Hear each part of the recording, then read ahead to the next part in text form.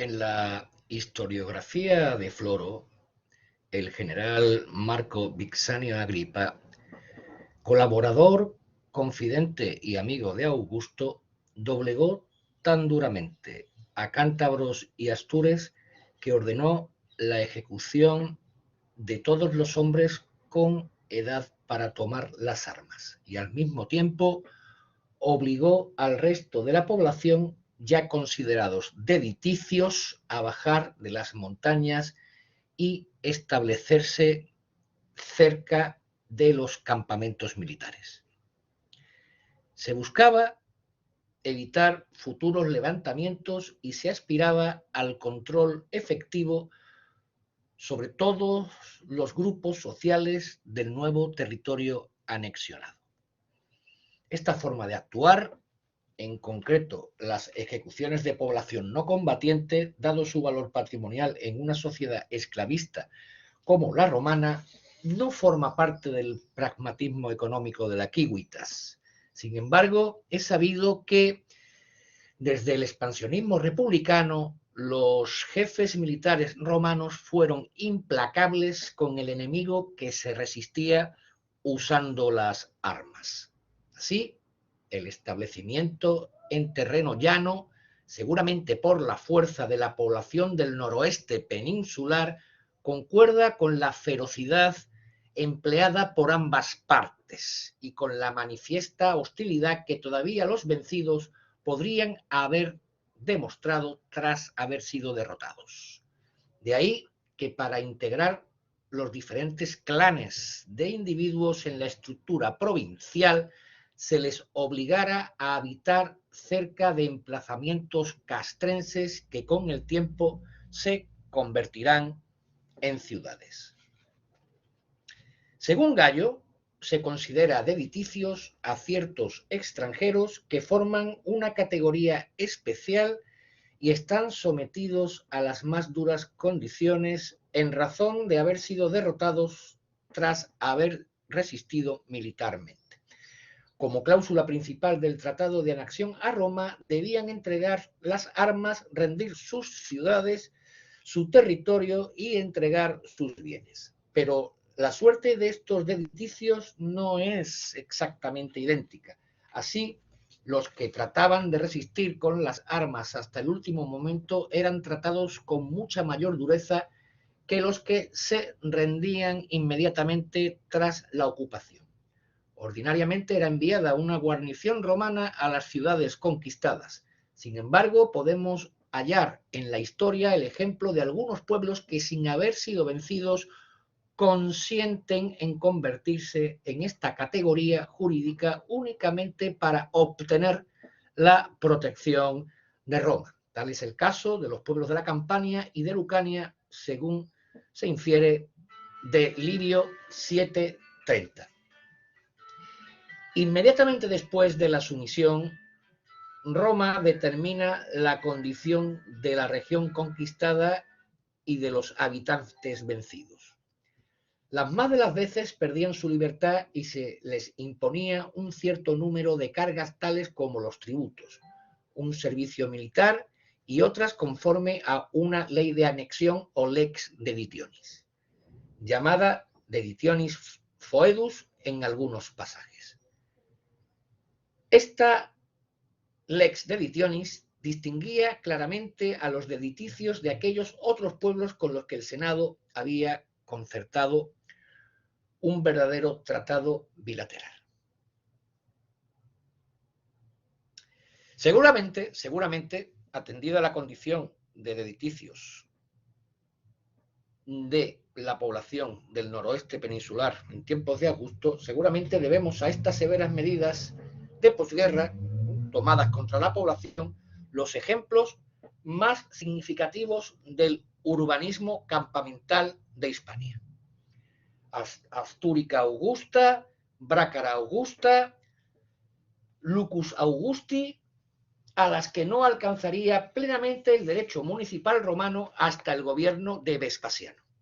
Y por ende, la voracidad fiscal del imperio sustrajo a la población de estas ciudades cualquier participación en los beneficios de las minas próximos a sus emplazamientos.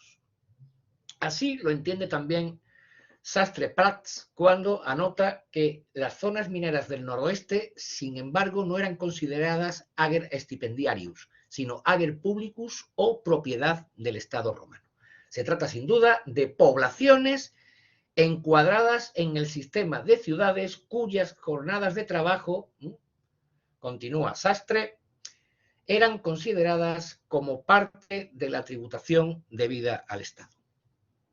Así las cosas, cobra fuerza una hipótesis de Ronald Syme que sitúa a Augusto en la península entre los años 16 y 13 a.C. en pleno proceso de reforma de la anterior división provincial para ordenar el territorio y su población bajo la premisa fiscal que tienen en Roma los territorios conquistados. Por esta razón, hasta el Principado de Vespasiano, la conexión entre organización provincial y recursos mineros, propios del territorio, es buen ejemplo de una simplicidad administrativa que persigue la rentabilidad inmediata de estos nuevos territorios, sin que ésta suponga el pleno rendimiento de las explotaciones, y que convirtió al noroeste de la península en una colonia de explotación y a sus pobladores en trabajadores forzosos. Quizá porque Roma, a diferencia de lo sucedido en el sur o en el sudeste de la península, negó la oportunidad de una pronta municipalización a unos pueblos que abiertamente habían mostrado su hostilidad tras una larga y cruenta guerra, sin el menor interés en abandonar sus ancestrales esquemas sociales para adherirse a los romanos. Así puede explicarse que la población del noroeste, del noroeste peninsular, en aproximadamente los 100 años que siguen a la presencia de Augusto, fuera tratada como la fuerza de trabajo de un territorio a explotar. De ahí también esa nutrida presencia militar tan característica que ha sido documentada al norte de la provincia de León, incluso a fines ya del siglo II. La indudable importancia que para el fisco imperial alcanzaron las minas del noroeste peninsular, quizá hasta fines del siglo II, hace que su población sea obligada a trabajar en las explotaciones de la región como parte de las obligaciones estipendiarias que se deben al Estado, junto a los prisioneros de guerra reducidos a la esclavitud y reos públicos. A comienzos del Principado se van a sumar a esta fuerza laboral los damnati o condenados a trabajos forzados que, considerados esclavos públicos, constituirán una nutrida y gratuita mano de obra para la industria extractiva en todos los territorios bajo control fiscal del emperador. Como advierte Mommsen, la damnatio ad metallo ocupa en el sistema punitivo romano el lugar inmediatamente inferior a la pena capital. El reo pasaba tras su condena a ser patrimonio del fisco y para distinguirlo de otros condenados, los juristas acuñaron el término servus poena. En el siglo II la pena pasó a revestir una doble graduación, damnati in metallum y damnatio in opus metalli, radicando la diferencia en el grosor de las cadenas o en la limitación de movimientos del condenado. Se cree que el modelo más atenuado es de época de Adriano, cuando se extendió la condena a trabajos forzados a personas inicialmente exentas de estas penas por razón de su categoría social. Constantino, en 325, sustituye la pena ad crudenta spectacula, condenados a morir en los Juegos Circenses, por la condena a trabajar en las minas del Estado.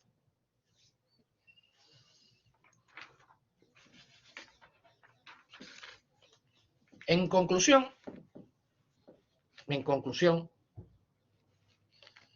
en cuanto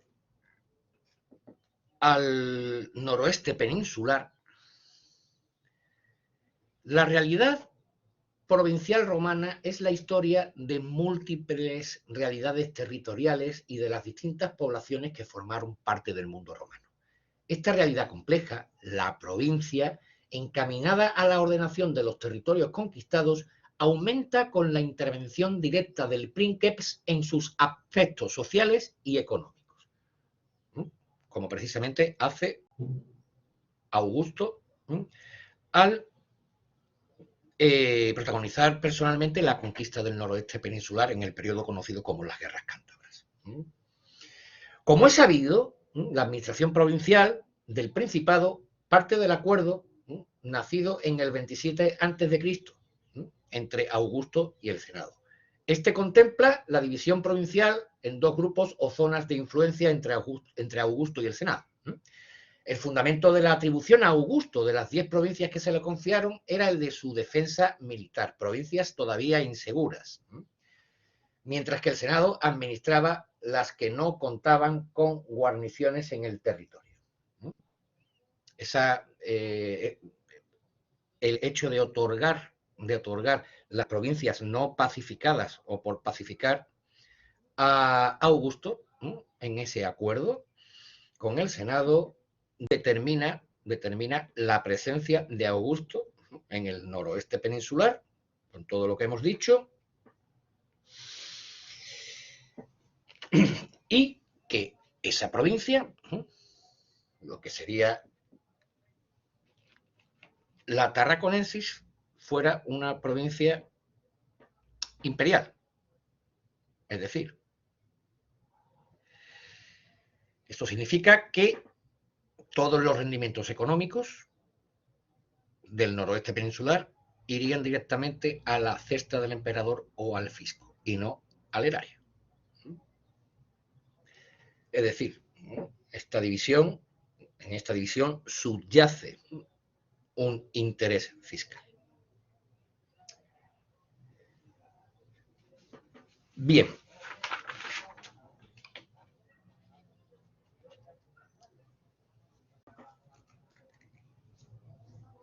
Una les provincia, podría haber afectado, en el caso del noroeste peninsular, las explotaciones auríferas del territorio, al fisco, por una parte, y por la otra, a los habitantes del territorio considerados fuerza de trabajo en su condición de liticios o esclavos por cautividad de guerra. En este sentido, el edicto del Bierzo, datado en el año 15 a.C., atestigua la creación de la efímera provincia transduriana, y nos preguntamos si esta provincia consideró la regulación de las riquezas del suelo provincial atendiendo al factor humano de los territorios de reciente anexión militar por Augusto en el norte de la península. Sea como fuere, a diferencia de lo sucedido en el sur y en el sudeste de la península ibérica, Roma niega la oportunidad de una pronta romanización a unas poblaciones, las del noroeste peninsular, que habían mostrado una abierta hostilidad tras una cruenta guerra. Ello explica que estas poblaciones, en aproximadamente los 100 años que siguen a la presencia de Augusto, fueran tratadas como fuerza de trabajo de unos territorios donde su consideración fiscal primaba sobre la integración jurídica y cultural de sus habitantes en el mundo romano. Nada más y muchas gracias. Quedo a disposición de las preguntas que tengan a bien plantearme en el sistema implementado por este interesante congreso online.